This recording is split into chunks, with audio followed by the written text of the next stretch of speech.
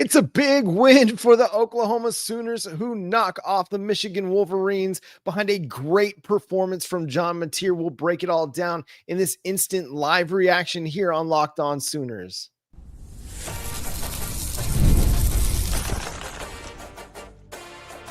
You are Locked On Sooners, your daily podcast on the Oklahoma Sooners. Part of the Locked On Podcast Network, your team every day. What's up, Sooner Nation? Welcome to Locked On Sooners, and thank you for making Locked On Sooners your first listen every single day. Shout out to all the everydayers out there. Tune in and subscribe to the show wherever you get your podcasts. We're part of the Locked On Podcast Network, your team every day. Today's episode is brought to you by FanDuel. Football season is here. Visit the FanDuel app today and start planning your futures bets now. I'm John Williams. You can read my work covering the Sooners over at SoonersWire.com. And Jay is at the game, so if you're missing Jay, he will be back with his reactions on a show another time this week. But what a win for the Oklahoma Sooners. This was one of those games that everything seemed to set up well for Oklahoma to just go and win it, right? You had the more experienced quarterback. You had a defense that was going to likely make life really, really difficult for Bryce Underwood. And it just seemed like things were going to set up well for Oklahoma, but you still had to go win the football game. This is a tough Michigan team that the Sooners were playing. This is a top 20 team, a top 15 team, actually. If you look at the AP and the coaches poll, this was a team that was a good football team, even with a true freshman quarterback on the road. I mean, Oklahoma was only a 5.5 point favorite. You take the neutral field side of things, and Oklahoma would only have been a 2.5 point favorite if this was played on a neutral field. So this was not a gimme by any stretch of the imagination, but the Oklahoma Sooners, they just went out there and took care of business. That's it. Just went out and took care of the business. They started the drive, or started the game with a great drive, going right down the field on Michigan, getting a big completion from Mateer to Jaren Kanak, which we'll talk about him a little bit later in the show as we go through some individual performances. But that opening drive really set the tone for the Sooners. They were able to connect on some pass plays. They were able to hit some big plays. They were able to convert on third down, and really without much success in the traditional running game, which was a problem last week. It's a problem this week, again, against a really good Michigan team. We'll see if it continues to be a problem, but it didn't slow them down on that opening drive. They went down the field, scored, made it 7-0. And then the Oklahoma defense responded as well. But this night was about John Mateer. All of the doubts that anybody had about the guy, about his ability to play big-time competition, to play against a big-time defense, all of those doubts should be erased.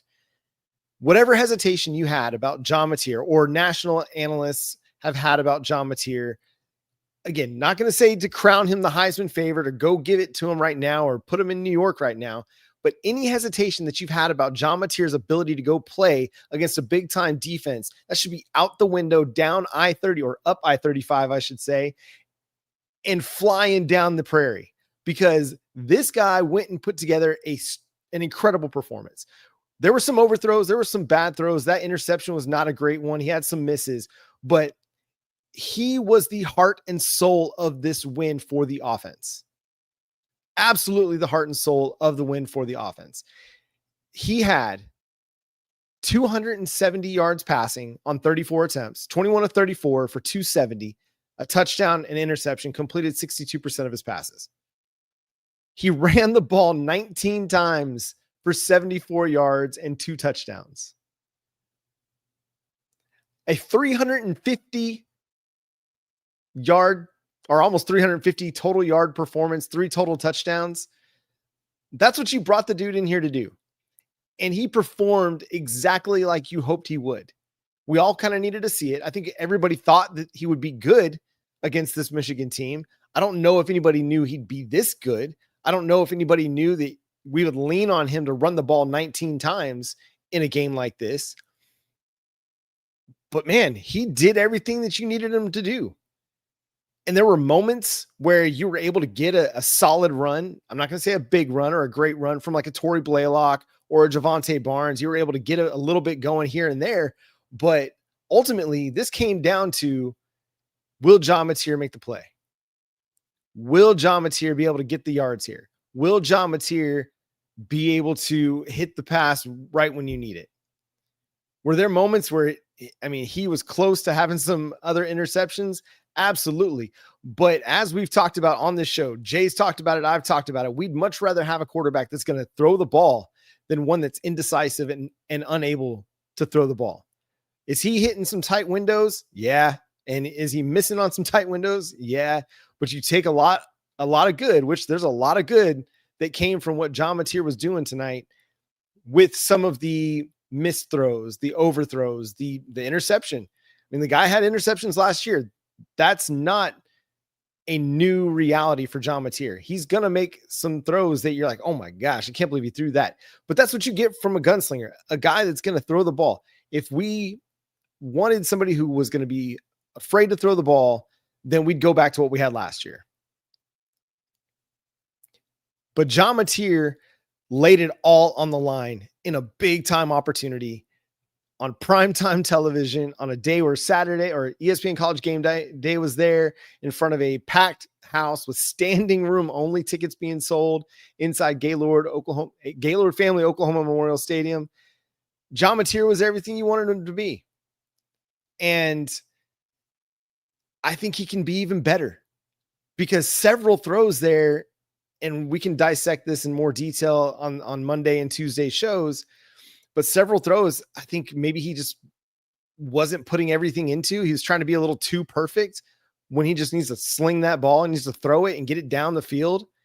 And because when he did that, when he just let it loose, he was getting it on target and he was getting down the field, but there were a couple of times where he underthrew the ball in some circumstances where it's like, hey, you just put it out there and let your guy put a little loft on it, let your guy go run under it. And that's a big play waiting to happen. So I think he'll tighten up on some of those things, but ultimately, all in all, overall, a great performance from John Mateer. Absolutely great. Again, almost 350 total yards of offense, 3 total touchdowns. And when Oklahoma needed a drive to go seal this thing, they went on a 15-play drive that covered almost 80 plus yards and took 8.5 minutes off the clock. That is big boy football in its finest. If you wanted to know if Oklahoma was SEC ready, that was your evidence right there. Just go watch the fourth quarter. Go watch Oklahoma when they had to have a drive to seal the game. Go have a drive to seal the game. That was what we've been waiting for from this team, and we got it. There were so many really big performances in this game, but to me, that was the moment that I said, okay, this is a team that can go win a lot of games this year, because everybody knew that Oklahoma was going to try and kill clock. They were going to try and run the clock out. They were going to try and bleed as much time as possible to leave as little time as possible for a Michigan team that took 2 timeouts on their previous drive because of miscommunications in the play call, a true freshman quarterback not being able to handle the pressure of the moment. This was big boy football in its finest against a really good defensive team in Michigan. Oklahoma just went down their throat and took all the time off the clock, left 144 on the clock, and Michigan had no timeouts. And then Tate Sandell kicks that field goal to make it an 11-point lead. I don't think you could ask for anything more. That's how you finish a football game. Just like that. And a lot of it, again, was on John Mateer. And Javonte Barnes? What? In the 2-minute situations at the end of the half, and then in the 4-minute drill, quote unquote, when Oklahoma got the ball and they ran 8.5 minutes off the clock, Javonte Barnes showed up, man. He came through in some big moments, but we'll talk about more of what stood out in this game, the big time performances we got from the defensive side of the ball, they were awesome. The defense was awesome tonight. Absolutely awesome. Can't wait to talk about them coming up next. We'll dig into some of your fan comments, some of your reactions to this win coming up here on Locked On Sooners. And today's episode is brought to you by our friends over at DoorDash. It's the weekend. It's time to look and crown this week's MVP. Who delivered? Powered by DoorDash. Just like you can win every Saturday with DoorDash streaks, saving more every time you order. These players delivered when it mattered most. Let's break it down. For the Sooners, John Mateer delivered in a big way. His big performances throughout the fourth quarter, big time throws, when the pressure was on, he came through. No hesitation, no delay. And if you've been watching week after week, this performance wasn't a fluke. He was fantastic in week one, fantastic again in week two. And John Mateer is that dude. If a player is on a multi-week tear, it's John Mateer. So go to the DoorDash app and check out your offers. DoorDash delivers your Saturdays with DoorDash streaks. You save every Saturday you order, stack it up all season, and you can save up to $250, including $100 in DoorDash credits. Order this Saturday. Keep the streak alive. Fuel your game day only with DoorDash. Terms apply. Promo period through 11/18. Also brought to you by our friends over at Mazda. Mazda crafts cars for those who choose to do more than simply move. They follow what moves them every time they drive, and that's what makes Mazda stand out. They go beyond safety, style, and performance to deliver a driving experience that feels alive in every detail. Mazda offers more than safety. It's won more 2025 IIHS Top Safety Pick awards than anyone else. As an athlete focuses on every detail, Mazda does the same, from metallic accents to hand-stitched Napa leather. It's the small details that make the big plays, and just like there's more to every player, there's more to a Mazda vehicle. Mazda, move and be moved.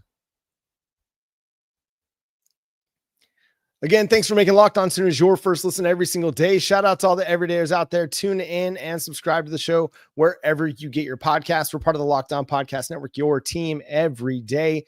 Guys, let's talk defense, because we knew this was going to be a defensive struggle. It was going to be a defensive battle, and the Oklahoma Sooners defense showed up. They stepped up in a big, big way. They held Michigan scoreless in the first half. They were stuffing the run. They were not giving Bryce Underwood a whole lot of room to work. The only time that he came through with a big play was on a bootleg rollout in play action. And one of those, I'll have to go back and review the tape, but one of those bootlegs where he rolled out to the right, it looked like he crossed the line of scrimmage before he let go of the ball. And I might be wrong, but that looked to be the case to me in the broadcast view. The other one, again, a bootleg rollout to the right, but from the pocket, he just couldn't find anything consistently. Oklahoma was making life really, really difficult for him.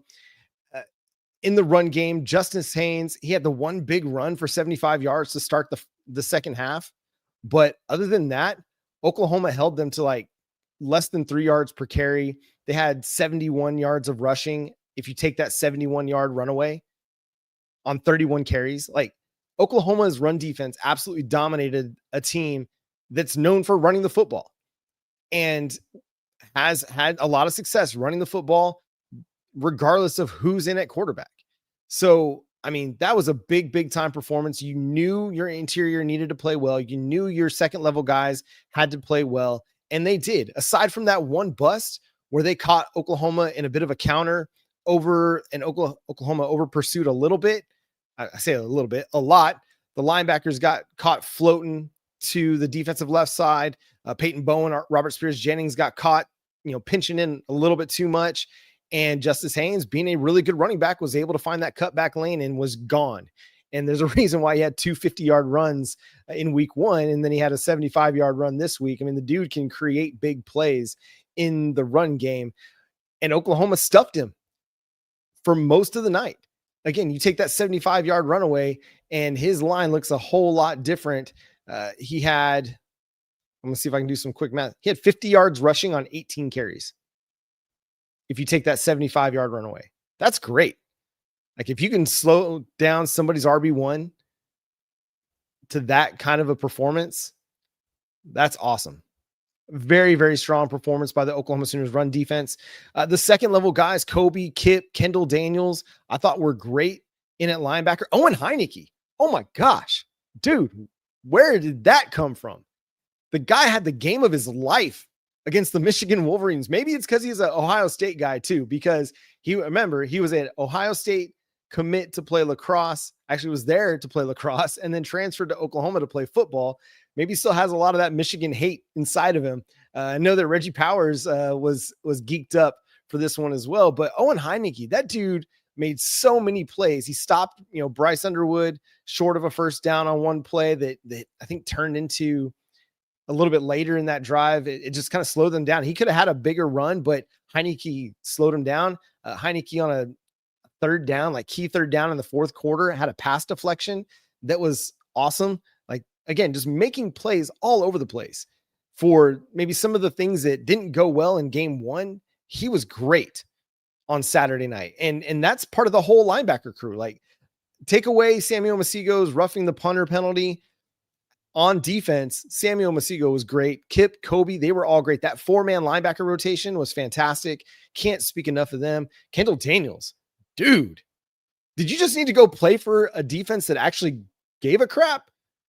Did you just need to go play for a defensive coordinator and a linebackers coach that really wanted to pull the best out of you and bring the best out of you? Because my goodness, the transition from Oklahoma State to Oklahoma has absolutely worked wonders for you, my guy.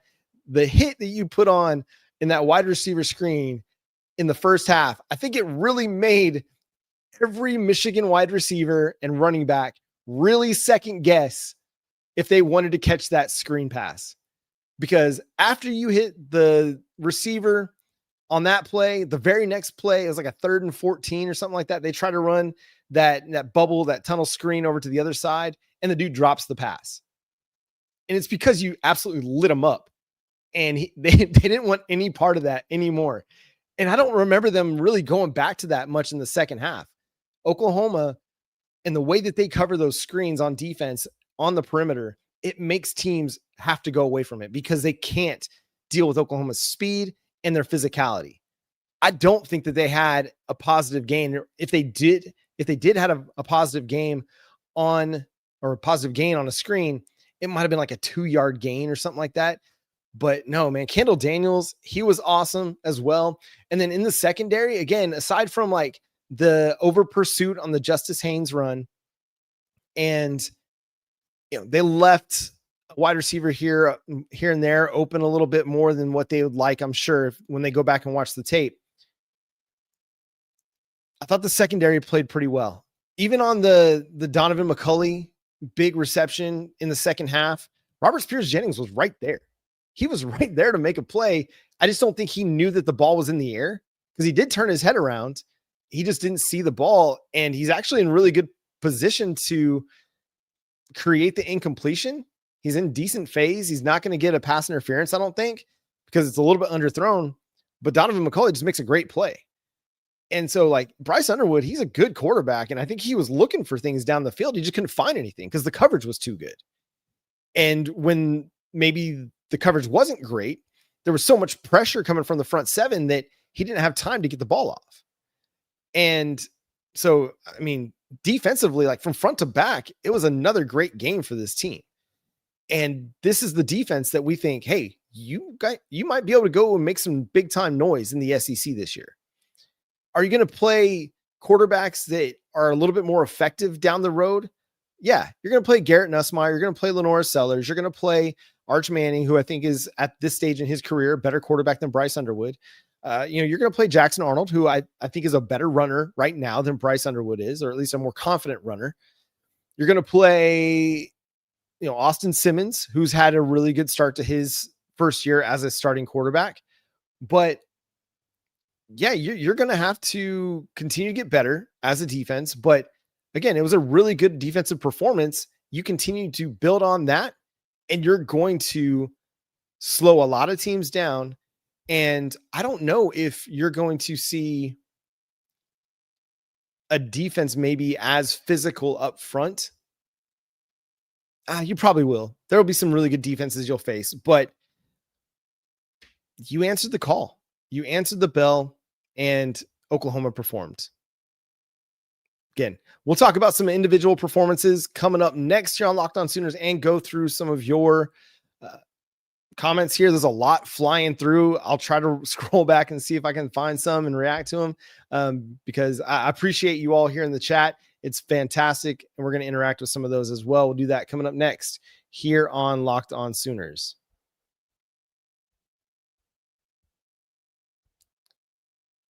Hey, Oklahoma fans, are you still paying full price for gas? Stop leaving money behind. Get real cash back every time you fill up with the free Upside app. Simply download the free Upside app in the App Store or Google Play right now and start earning cash at the pump today.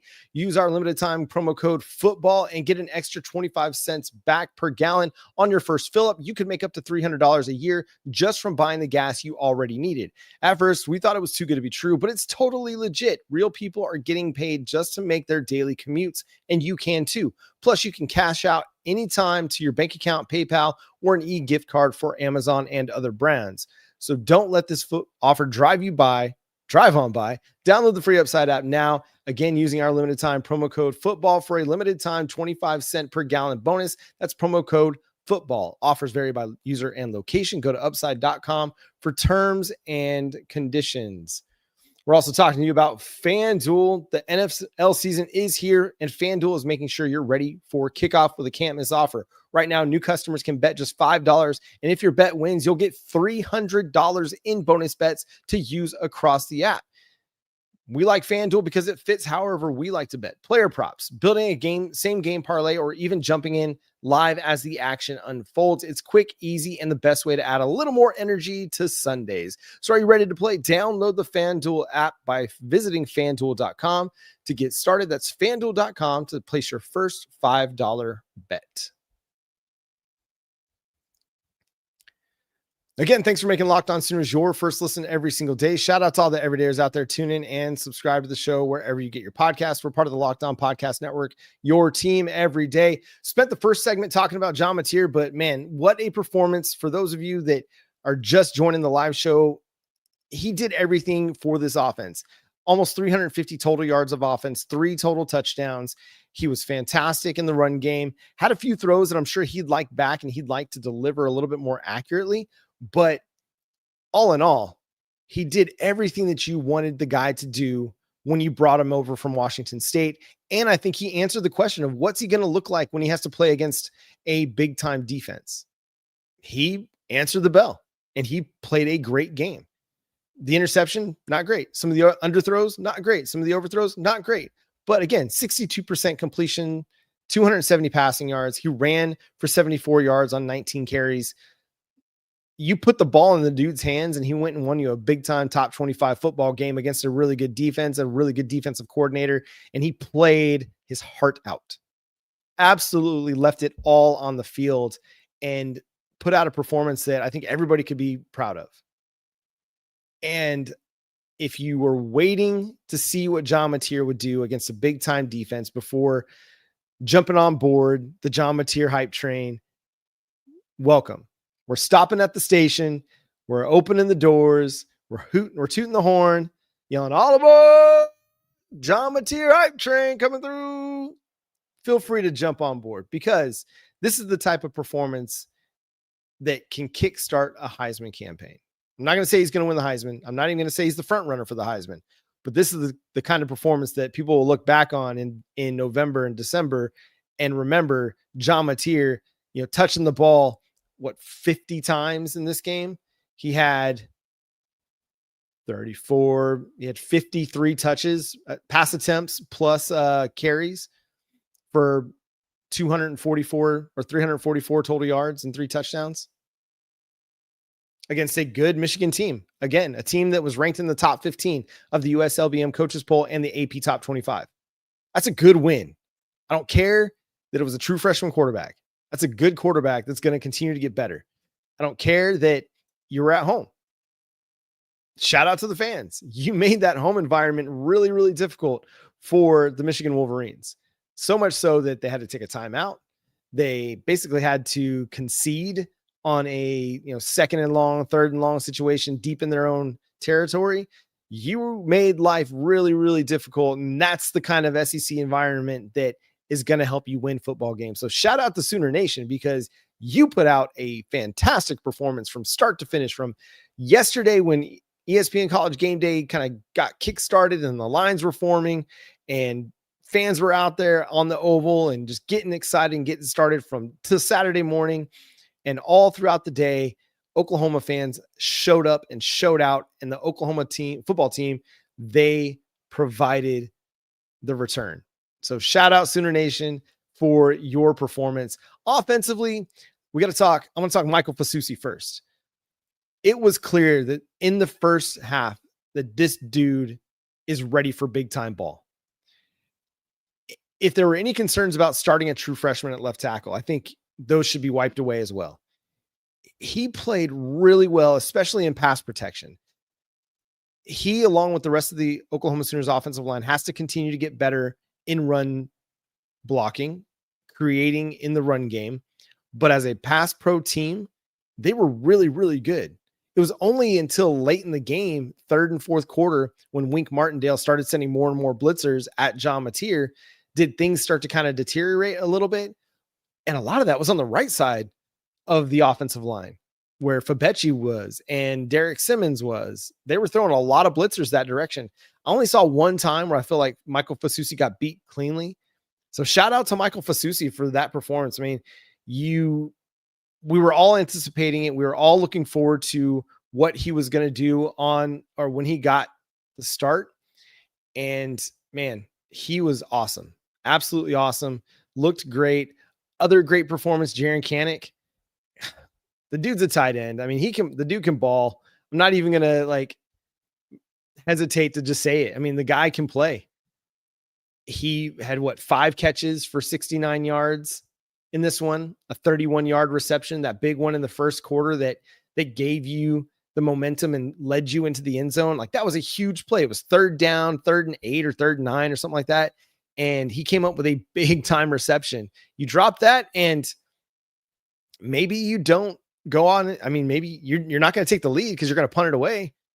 And who knows what the game looks like at that point. But he makes that catch, and then you're able to drive down the field and go score a touchdown.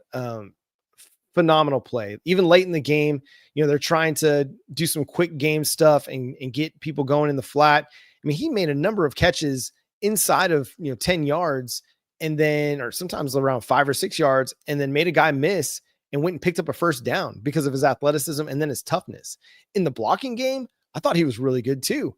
Leading the way for John Mateer on several big runs, leading the way for Javonte Barnes on a key 3rd and short late in the game out of the fullback position. Like, his ability to do a lot of different things for you is such an X factor for this team. I don't think we can understate it at this point. He's going to continue to produce, and he's already had a great start to the season. It's not going to shock me when he surpasses Bauer Sharp's numbers from a year ago, because he's going to. Like, he's going to probably push for 500-600 yards receiving this season.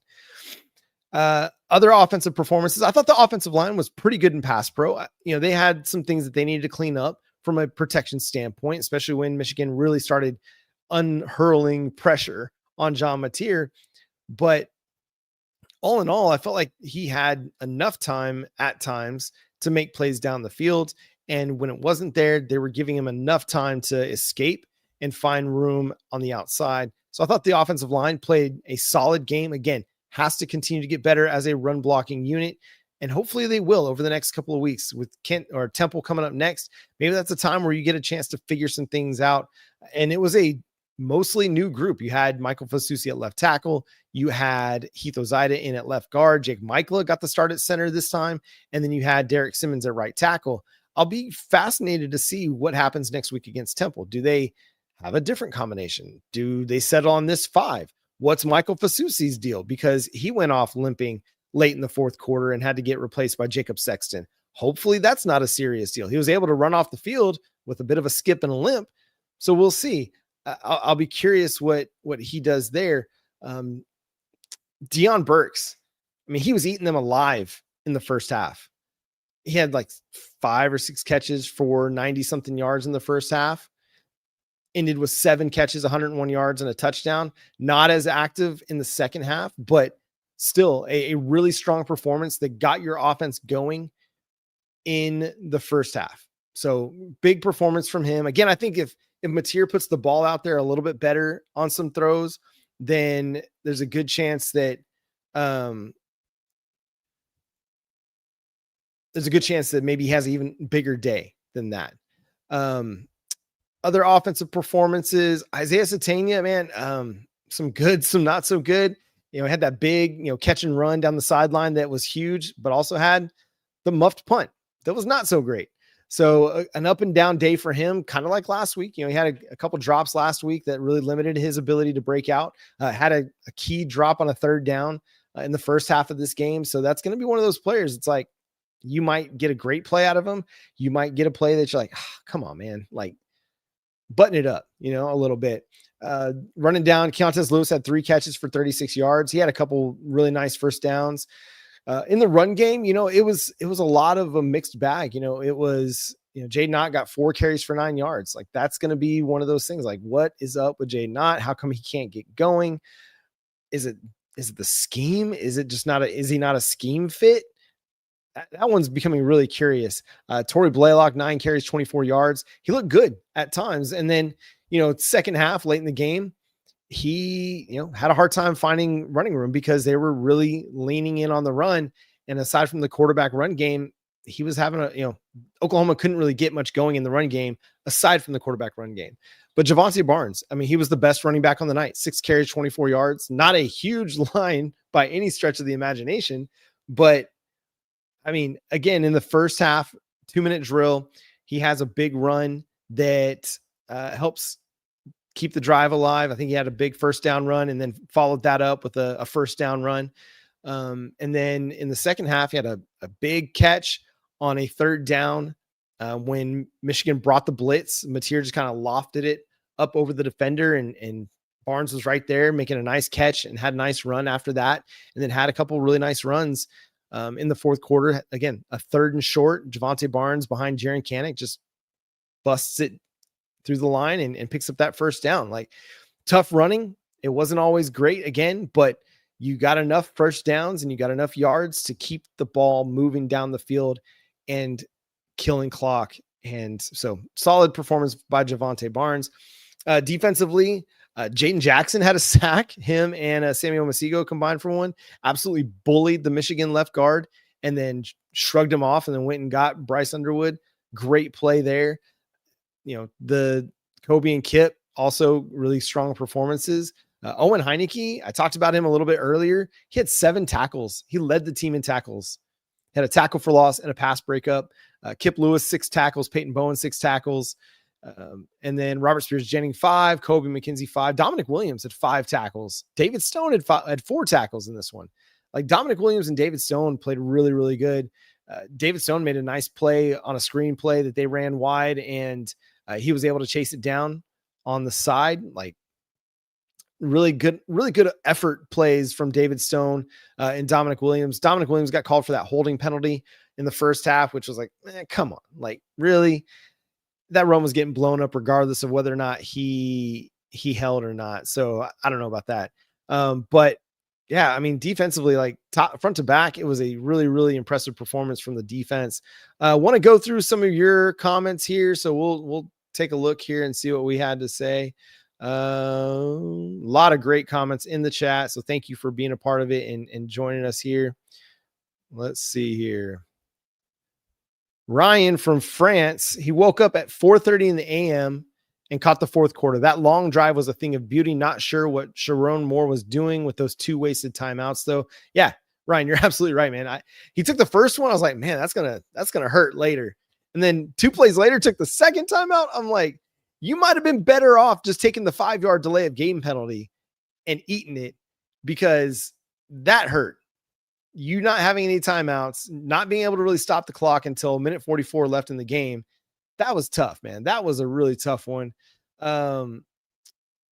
Michael Lampton says, I think there's only 2 more quarterbacks on this schedule that haven't the arm talent Underwood has. Seriously impressed with the defense tonight. Yeah, they're more experienced, like a Garrett Nussmeier. Arch Manning is an impressive player. He's got the ability, man. Like, I'm not sure what we're going to see when we see him at Red River, but I think he's a good quarterback. And so that could be a thing. Black Magic says 5-0 going into Red River Showdown. Yeah, I think that's 100% possible. Ryan also said, how about Jaden Jackson? Dude is a beast. Sooner to all the boomers out there that you've got in the chat. Thunder OU Sooner says a lot of cocky Michigan fans eating crow tonight. I mean, I didn't have a ton of interaction with Michigan fans, but man, if you're going to fan, like fan all the way, like believe in your team, believe they're going to win. So I don't blame Michigan fans for wanting to put that positive energy out there. Keegan Lee says, I could be wrong, but Ott really didn't do much. He did not really do much. And that's becoming a curious case of Jaden Ott, because he had 4 carries for 9 yards. I don't think he got targeted in the passing game. He had the muffed kickoff return attempt. So, I mean, he just has not found his footing with Oklahoma. And I don't know if he's going to. I don't know what the deal is on that one, but hopefully with like Temple coming up, you can maybe unlock Jaden Ott a little bit and get his confidence going, because he just doesn't seem like a player playing with a lot of confidence right now. SGT Duck says we made too many mistakes. Yeah. If there's one caveat to this game, is the Isaiah Satania punt muffed, not puffed munt, but the muffed punt, the Samuel Masigo roughing the passer. There was the holding call on Dominic Williams. There was the muffed kickoff by Jaden Ott, the interception by John Mateer. And then the blown run fits on the Justice Haynes run in the first, to start the second half. Like, that was the biggest mistake of the game, or the mistake that cost Oklahoma the most was over pursuit on the Justice Haynes run, allowing him a cutback lane and then just letting his speed take over the rest. Because after the muffed punt, the defense held Michigan to a field goal. After the John Mateer interception, the defense held Michigan. I can't remember if Michigan scored an intercept or scored on that one with a field goal, or if they forced a punt on that. But the defense stood tall, man. Your defense bailed you out on a number of occasions. Yeah, they let Justice Haynes run free on that one, and he had a big 75-yard touchdown. And the defense bailed out the offense. We had complimentary football, everybody. How does it feel? How does it feel? Oh, it warms the soul. It warms the soul. But yeah, you're right. SGT Tuck. Got to clean up some of those things. Thunder OU Sooner. Oklahoma has a special teams problem. And then the missed field goal by Tate Sandell. I mean, come on, man. 5 till midnight. Kanak is friggin' awesome, man. He is becoming one of Oklahoma's best players. And how crazy is that thought? That he is one of Oklahoma's best players on offense, and he's only been playing tight end for 9 months. Dude, shout out Jaren Kanak. More power to Jaren Kanak. Ryan says John Mateer for the Heisman. I mean, those Heisman odds shot up after a 392-yard passing performance last week, and against Michigan, and with a big win and a big stat line this week, they're going to continue to shoot up. Now he's got 7 total touchdowns on the season. Was it 3 rushing and 4 passing touchdowns? Our guy Jay in the chat says, let's go, Moneyline Mateer. Yeah. Keegan says Barnes seemed to do more than Ott. Yeah, he did. Tommy Johnson just says Heineke. Yeah, he was fantastic. Dave asks, John, are you surprised that Kanak is this good as a tight end? I am surprised that he's this good this quickly. I wasn't sure that he'd be able to hit the ground running at the position, simply because it's a hard position to transition to. Whether you've been playing, even if you've been playing the position for a long time, it's a hard position to play, because you are required to do so much for an offense: run routes, pass block, run a variety of routes, run option routes. And Jaren Kanak just has a great feel for the position. He's one of those guys that he could have an NFL career as an H-back, fullback, tight end type. And I would love to see him in a Mike McDaniel's offense up or down there in Miami, or with Kyle Shanahan in San Francisco, or up there in Detroit. Like, those would be some fantastic offenses to play in, because they use the fullback and they are creative and are able to get the fullback or those, move tight ends the ball in space. And he's so athletic and so fast that you want to figure out ways to get him the ball, because like we saw tonight, he's able to make so many plays when the ball's in his hands. Even if he's catching it short of the sticks, he can make a guy miss. He can run over a guy and make a play. So really, I'm impressed. when he was listed atop the depth chart, I wasn't really sure what to make of it. Obviously, I thought, okay, they really like Jaren Kanak. They believe in his ability to go make some plays, but is he going to be the full-time tight end? Is he going to be the guy that's getting 75, 80, 90% of the snaps, or is it going to be a rotational thing? No, he's your starting tight end or H-back or whatever you want to call him. He's that guy. He's the 11th guy on the field, and he's making a ton of plays for you. And he's made a ton of catches, and he's putting up numbers. And he's making some key blocks in some key moments on some key runs. So Jaren Kanak is way beyond what I ever could have imagined that he would be coming out of training camp. I thought he would be able to make plays for Oklahoma. I thought if they gave him a chance that he would do some things in the offense. I didn't think he'd be this good, this fast. And that's a credit to his work ethic. And I know Joe John Finley is not Sooner Nation's favorite assistant coach on this roster or on this coaching staff, but do we kind of got to give him some love? I mean, we kind of got to give Joe John Finley some love, right? Because he took a guy that played Wildcat quarterback in high school, converted to linebacker in college, and then converted to tight end ahead of his final year as a collegiate football player. And Jaren Kanak's pretty good. It's pretty good, man. I mean, obviously, it's a credit to Jaren Kanak's work ethic and his determination and all of those things that you can't measure. In addition to the things that you can measure, he's just got the stuff, man. Jaren Kanak has just got the stuff. And like, he's becoming, if he wasn't already a fan favorite, he's becoming a fan favorite for a lot of people right now before our very eyes. And I can't wait to see what he does the rest of the season, because I think, man, he's just off to something special.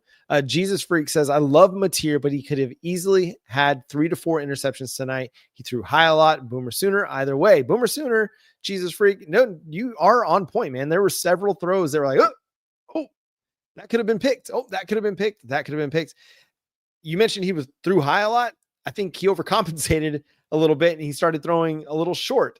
There was a play to Deion Burks that was down the sideline. If he just puts that ball way out there and he lobs it as opposed to throwing a line drive, Deion Burks is maybe able to run underneath it and make a big play and get down the field and set Oklahoma up for another touchdown. But he like hit the defender in the back of the helmet with a line drive. It was kind of funny. Very Little Giants of him. So yeah, I mean, you take the good with, sometimes you kind of have to hold your breath a little bit. This is what you get with a gunslinger at quarterback. I'd rather have a quarterback throw with conviction and confidence than one that doesn't throw and doesn't have any confidence in what he sees. So is John Mateer going to maybe put you in some positions that are unfavorable? Yeah. But he's also going to make some great things happen for you. And you take the good with the little bit of bad you're going to get. And again, thankfully, you got a defense that can pick you up. So like John Mateer throws a pick, I'm not as concerned about it. Just like we saw last year when the offense turned the ball over, the defense a lot of times held them. They stopped them, either forced a field goal or forced a punt or forced a 4 and out. The defense did the same thing tonight. You know, again, aside from the big Justice Haynes run of 75 yards, like after Oklahoma made a mistake or, you know, the penalties extended a drive, the defense locked up and tightened up and shut it down. Michigan had that one big run play to start the second half. Then they kicked field goals the rest of the way because Oklahoma shut it down. They locked it up. So excited about what he did there. Sports Betting Star said Brent's defense is finally here. Dude, oh my gosh. The way that they were flying to the football with the aggression that they were flying to the football. Reggie Powers III. Please be careful about hitting people in the head. I appreciate the aggression.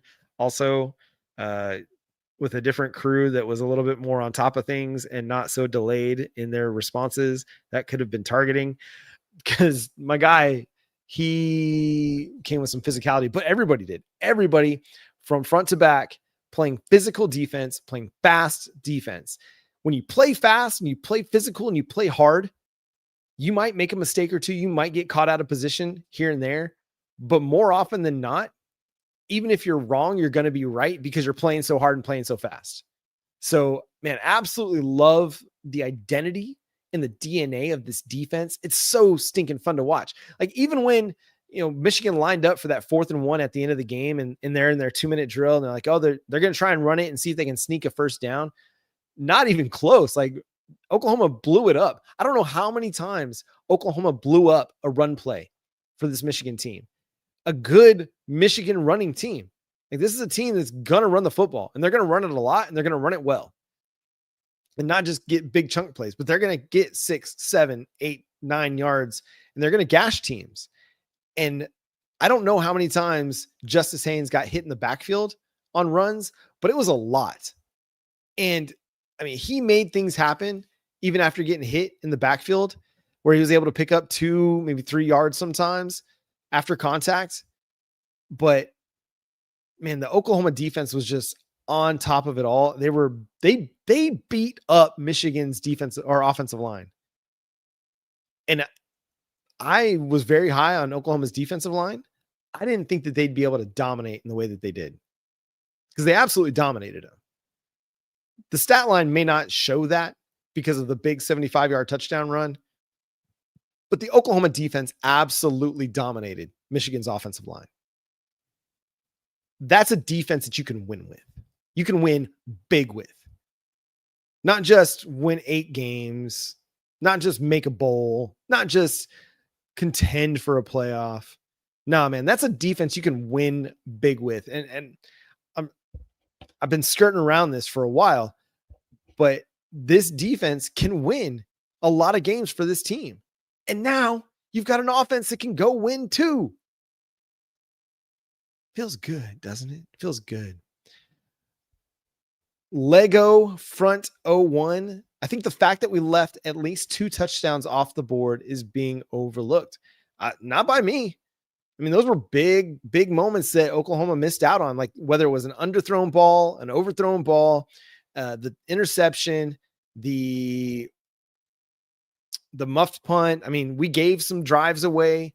We had some misses on some plays, but I mean, yeah, I mean, this thing could have been more like a 34-13 game, except for Oklahoma's self-inflicted, mistakes. Yeah, Fatty71 says, hopefully 56 isn't that hurt. He was pretty solid. I thought he was really good. From what I could tell from the broadcast view, not privy to the all 22 tape, he looked really good. I didn't see a lot of pressure coming from the left side of the offensive line, at least from his man. I thought he was winning his one-on-ones really well. I thought he was so good in his first start against a big-time program. Dude stood tall, man. I was really impressed. King Key says, if Moneyline just puts some touch on a few of them, big plays are coming for this offense. Absolutely. I thought he threw the ball mostly really well. He just needed to, again, put a little arc under it at times and, let his receivers run under the ball. Robbie Clark says, so much better to watch a guy who takes chances than what we watched last year. Yeah. I think they were coached so much to not make mistakes, to not turn the ball over, that at times, Jackson Arnold in particular, at times, he was so afraid to let the ball loose because he was afraid of a turnover. Michael Hawkins less so. I think he was more willing to just let it fly, but they didn't have guys out there making plays for him. Now, Brennan Thompson had a big night for Mississippi State, going and making some plays. It'd have been nice for him to make some of those plays for Oklahoma last year, but aside, yeah, man, just seeing John Mateer like hit his drop and let it fly. Love it. Absolutely love it. Jesus Freak says, better to be an OU offense than a team as bland as Iowa's offense. Absolutely. SA210725 says, I agree. Special teams needs some work. Yeah. Doug Deacon did not have his best night. He did not have his best night. Let's see what else we got. I'm sure we got some other great comments in here. Mike Lamp. Ott is on his villain origin story right now. I think he's going to explode pretty soon. Maybe. I mean, he's definitely like down in the gutter right now. This is not what we expected when Jaden Ott signed. The kick return duties, I don't know what to make of that. Again, like I said earlier the week on the show, I'd rather him not even be out there. I want to save his focus and his attention and his energy for running the football in Ben Arbuckle's offense. Don't worry about the kick return stuff. If you want somebody back there to fair catch it, or let the ball roll into the end zone. We could put any number of guys back there. So that's fine.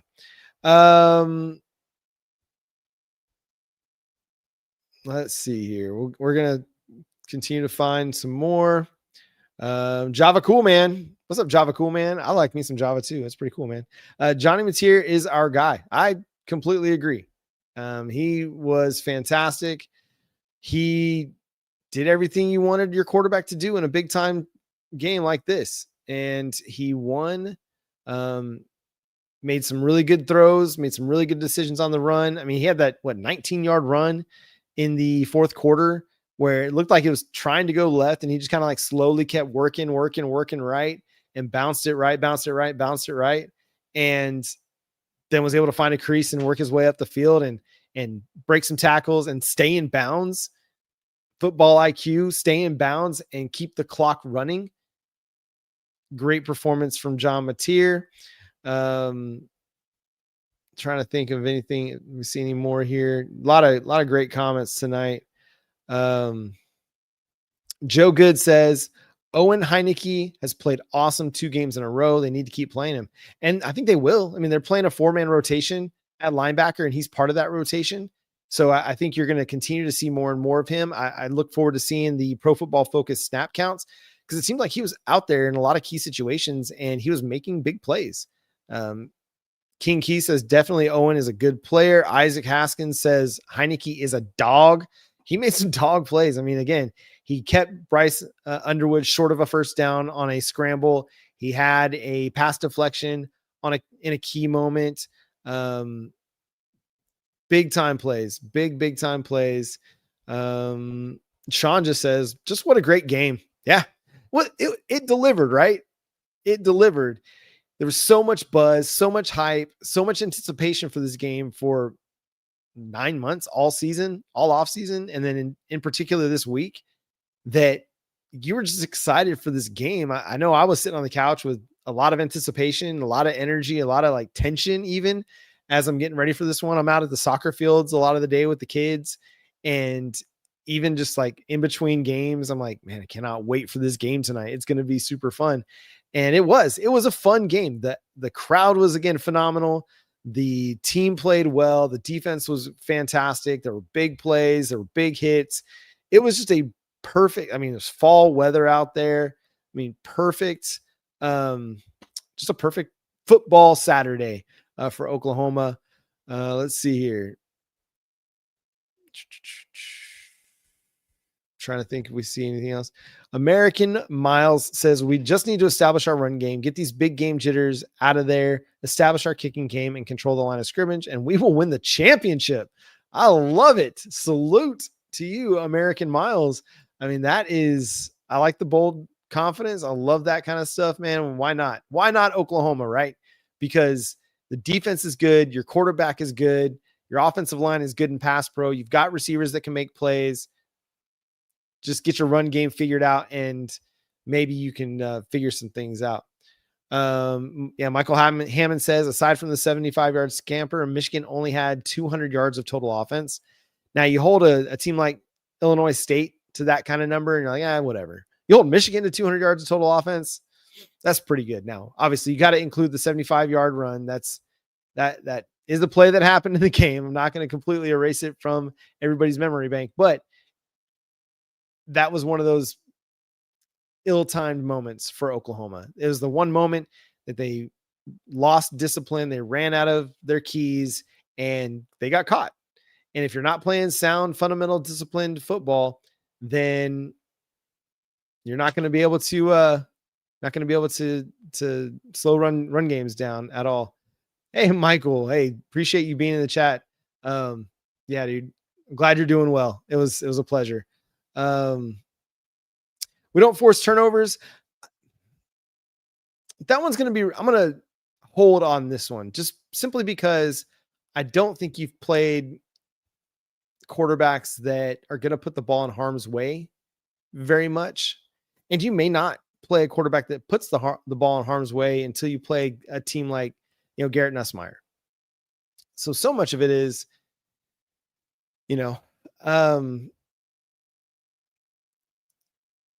Oklahoma is playing a lot of zone. And in man situations, you may not have as many turnover opportunities.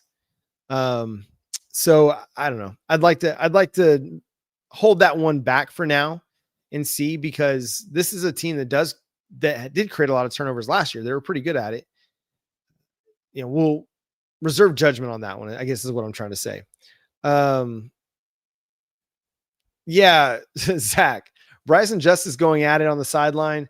Whatever it did, it fired somebody up, because they came out at halftime or after halftime and they ran for 75-yard touchdown. Like, my gosh, man, the dude, listen, passionate players have passionate moments. I remember being, having screaming matches with a buddy of mine on the lacrosse field back in the day. And when everybody's competitive, everybody wants to play well. Sometimes that happens. It didn't impact their game at all. They came back focused and determined, and they gave a better effort in the second half. I'm not going to say it was because they got into this big shouting match on the sideline, but they had a better second half offensively than they did in the first. Obviously, because they put up 13 points in the second half.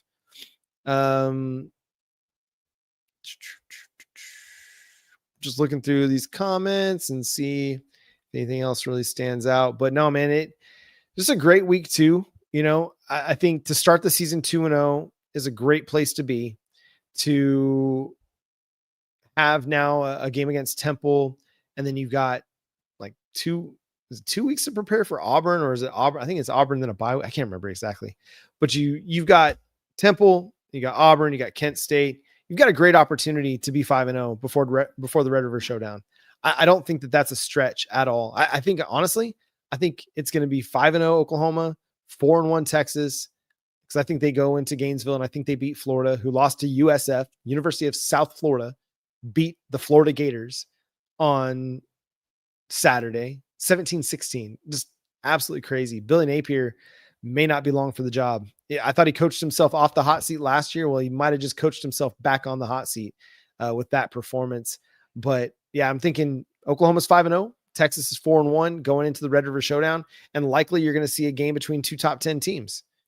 If Oklahoma takes care of business against Temple, well, when they take care of business against Temple, when they go and I think they're going to beat Auburn at home.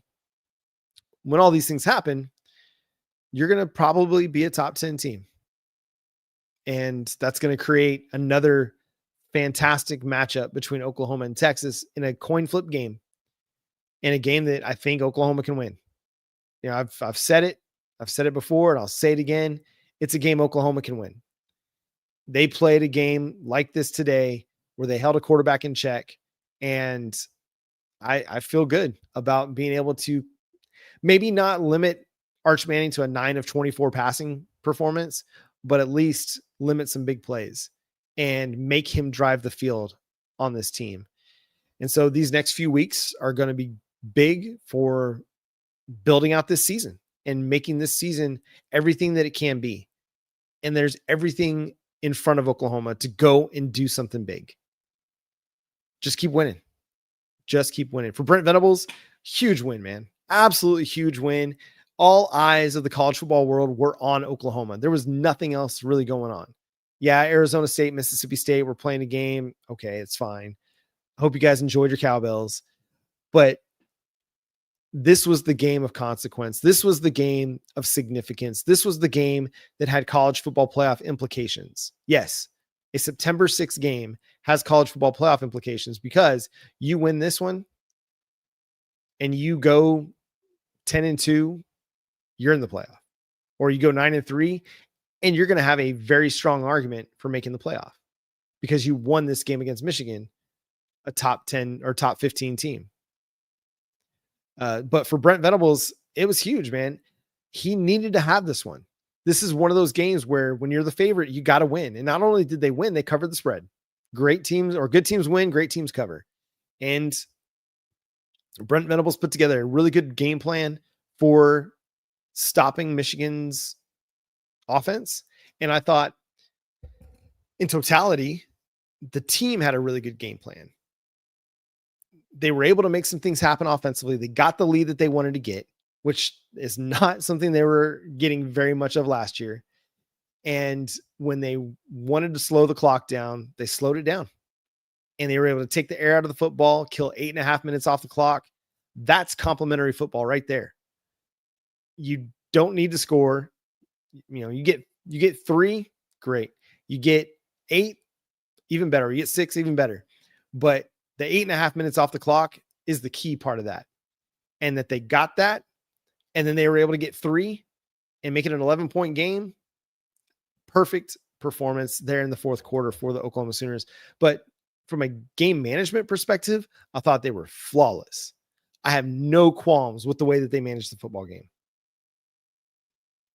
In a big environment, a big game, they managed the heck out of this thing, which has been something that was an issue with Brent Venables at times. So from that perspective, great job. If I was going to give everybody grades, I'd give the offense an A-. I still want to see more in the run game, right? I still want to see more, but pass protection is good. John Mateer is good. Deion Burks is good. Keontae Lewis, Jaren Kanak, all played really well. Defense, I'd give an A to A+. An A. That 75-yard run really messed me up. I hated that. I was like, come on, you're playing such a great game. A flawless performance in the first half. And then you kind of have a brain fart and let that happen. So not an A, but special teams, man, I got to give you an F. You didn't do anything. Well, maybe I'll give you a D-. We'll say, because Tate Sandell did hit 1 field goal. He was 1 of 2. And then the punting game, I thought the punting game was pretty good, actually. Grayson Miller averaged 47.8 yards per punt, had 2 inside the 20 and a long of 59. So Grayson Miller, actually, you saved the special teams units a little bit. I'm going to give you all a C- because of Grayson Miller's ability to flip the fields and pin Michigan inside their 20 a couple of times. That kind of thing matters when you have a defense like Oklahoma's and you want to make the other team drive the length of the field. You got to have a punter sometimes that's going to be able to put it in their back end. Didn't mean to say it that way. But so special teams, give you a C-. Isaiah Satania, man, you got to hold on the football or you got to let it bounce. You can't have it both ways. You can't. I like the aggression. I want you to be aggressive and go into return kicks, but you got to hold on the football. That's just a non-negotiable. Jay Knott, you got to hold on to the football. If you're going to be back there returning kicks, you got to hold on the ball. You cannot muff kicks. It just can't happen. Tate Sandell, you got to hit your field goals, bro. Got to. I don't care if you can hit it from 59. You got to make the 40-yarders. Got to. Coaching staff, I give an A+. They had the team ready, prepared. They weren't too high. When things didn't go their way, they didn't get too low.